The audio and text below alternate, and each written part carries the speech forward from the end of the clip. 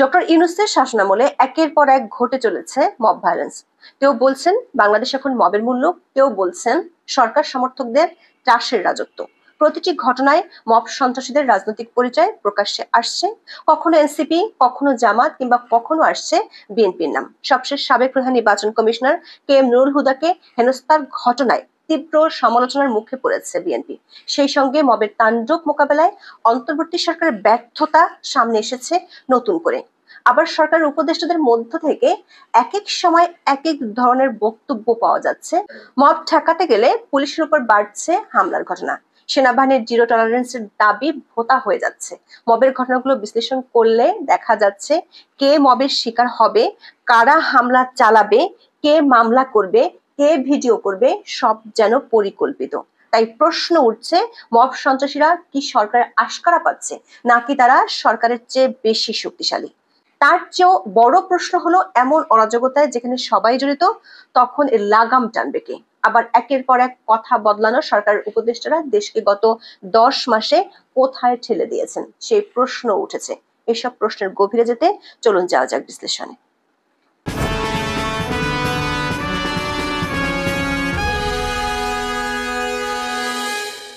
2018 সালের নির্বাচনের সময় প্রধান নির্বাচন কমিশনার বা সিইসি ছিলেন বীর মুক্তিযোদ্ধা কে এম নুরুল হুদা।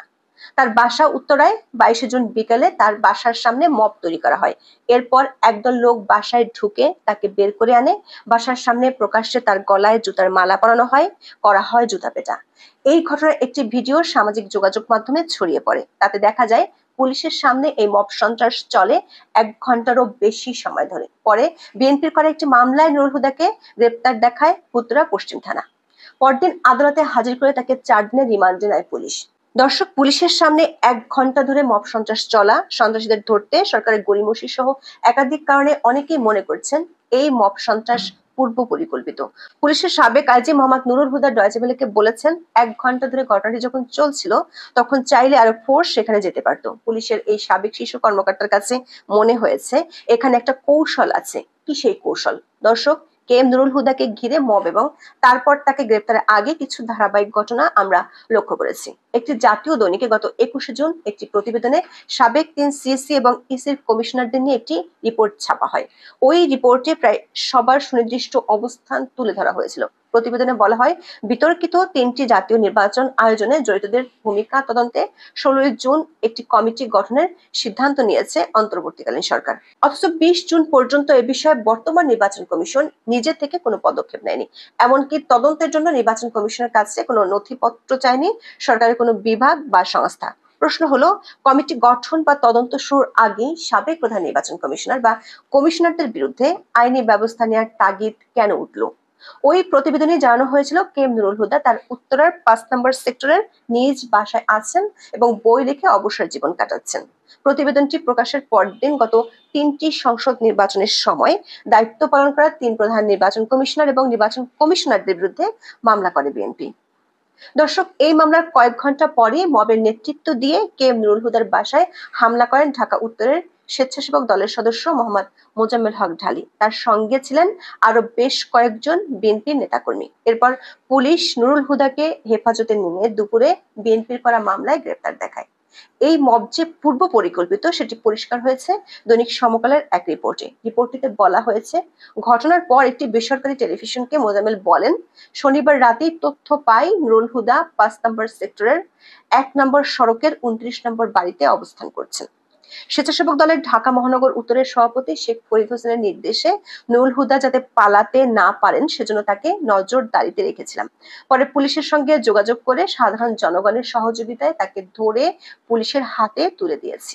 দৈনিক সমকালের কাছে ঢাকা মহানগর উত্তর স্বেচ্ছাসেবক দলের সভাপতি শেখ ফরিদ হোসেন স্বীকার করেছেন তিনি এ ঘটনা আগে থেকে জানতেন।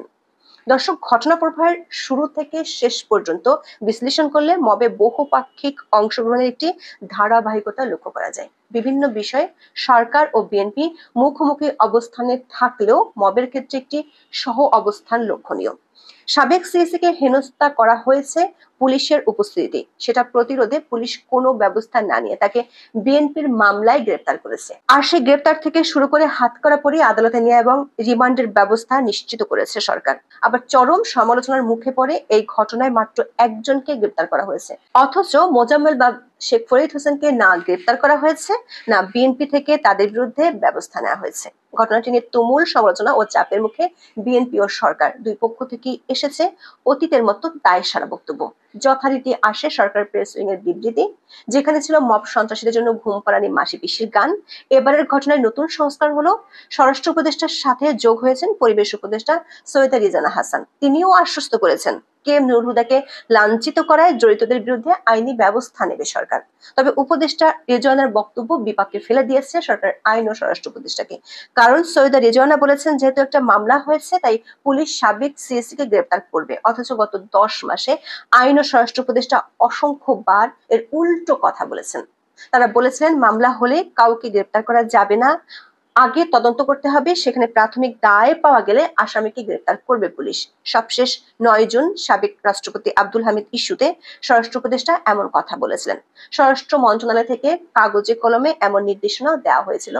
এখানে প্রশ্ন ওঠে, তাহলে কার কথা ঠিক? কোন উপদেষ্টা সত্যি বলছেন আর কে বলছেন মিথ্যা?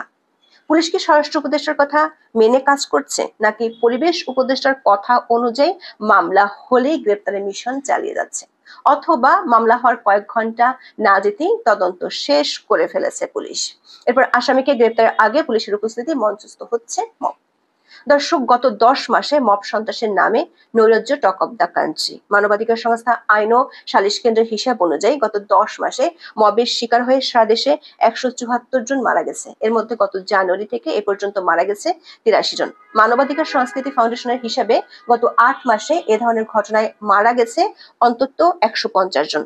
প্রতিটি ঘটনায় সরকার হয় নীরব থেকেছে, না হয় বিবৃতি দিয়ে দায় সেরেছে। দৃশ্যত কোনো ঘটনায় সরকারকে কঠোর অবস্থান নিতে দেখা যায়নি। উল্টো মবের বিরুদ্ধে পুলিশ ব্যবস্থা নিতে গেলে সরকার সমর্থক নেতারা থানায় গিয়ে অভিযুক্তদের ছাড়িয়ে আনার ঘটনা ঘটতে দেখা গেছে। পুলিশ সদর দপ্তর সূত্রে জানা গেছে, পুলিশ যেসব ঘটনায় ব্যবস্থা নিতে গিয়েছে সেখানে পুলিশের উপর হামলার ঘটনা ঘটেছে। গত 10 মাসে পুলিশের উপর হামলার ঘটনায় 477টি মামলা হয়েছে। পুলিশ বলছে, পুলিশের উপর সরকার সমর্থকদের হামলার সংখ্যা বেড়েই চলছে। গত বছরের সেপ্টেম্বরে পুলিশের উপর হামলার ঘটনা ছিল 24টি, চলতি বছরের মে মাসে হামলা হয়েছে 62টি। এই পরিসংখ্যান বলছে পুলিশের উপর হামলার ঘটনা বাড়ছে। পুলিশ কর্মকর্তারা বলছেন, সরকার আশকারা পেয়ে মব সন্ত্রাসীরা পুলিশের উপর হামলা চালাচ্ছে। এমনকি এদের বিরুদ্ধে ব্যবস্থা নিতে গেলে পুলিশের উপর নেমে আসছে খড়গ। পুলিশকে দেয়া হয় ফেসিবাদের দোসরের ট্যাগ। সেনাবাহিনীর পক্ষ থেকে একাধিকবার মব ভায়োলেন্সের বিরুদ্ধে জিরো টলারেন্সের কথা জানানো হয়েছিল। গত 22 মে সেনা দপ্তরে অফিসার্স অ্যাড্রেস সভায় মব ভায়োলেন্সের বিরুদ্ধে কঠোর আইনানুগ ব্যবস্থা নেওয়ার কথা বলেন সেনাবাহিনী প্রধান জেনারেল ওয়াকারুজ্জামান। এরপর 19 জুন ঢাকা সেনানিবাসের অফিসার্স মেসে অনুষ্ঠিত এক ব্রিফিং এ সেনা সদরের মিলিটারি অপারেশনস ডাইরেক্টরও একই কথা বলেছিলেন। প্রশ্ন উঠেছে, সেনাবাহিনীর এই জিরো টলারেন্স নীতি এখন কোথায়? সবশেষ 23 জুন জেনারেল ওয়াকারুজ্জামানের দায়িত্ব গ্রহণের বর্ষপূর্তি উপলক্ষে সেনা সদর দরবার অনুষ্ঠিত হয়েছে।